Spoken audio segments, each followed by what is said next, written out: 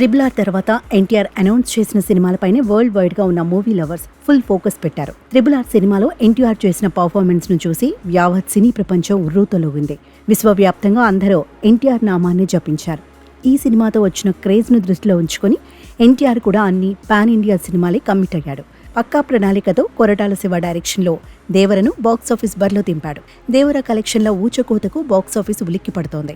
ఇప్పటికే తెలుగు రాష్ట్రాలతో పాటు ఓవర్సీస్లో సైతం దేవర కలెక్షన్లు బాక్సాఫీస్ బూజు దులుపుతున్నాయి.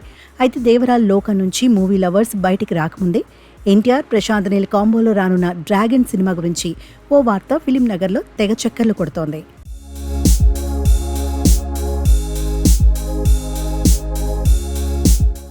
కేజీఎఫ్, సలార్ సినిమాలతో సాలిడ్ బ్లాక్ బస్టర్ హిట్ కొట్టిన డైరెక్టర్ ప్రశాంత్ నీల్ బడా హీరోలతో అన్ని పాన్ ఇండియా సినిమాలే కమిట్ అవుతున్నాడు.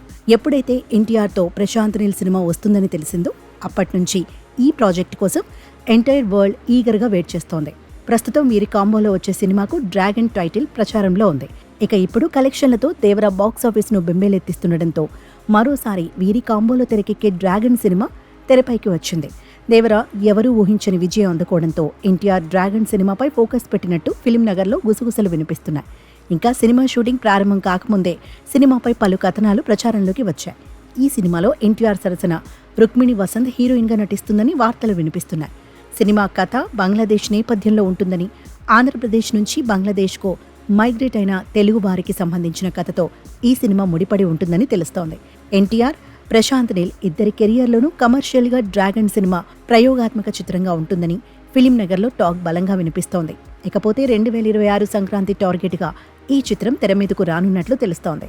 ఇప్పటికే దేవరతో మైండ్ బ్లాక్ కలెక్షన్లను వసూలు చేసి రికార్డ్ క్రియేట్ చేస్తున్న ఎన్టీఆర్ డ్రాగన్ సినిమాతో ఇండియన్ ఫిల్మ్ ఇండస్ట్రీలో ఎలాంటి వండర్స్ క్రియేట్ చేస్తాడో తెలియాలంటే ఇంకొన్నాళ్లు వెయిట్ చేయాల్సిందే.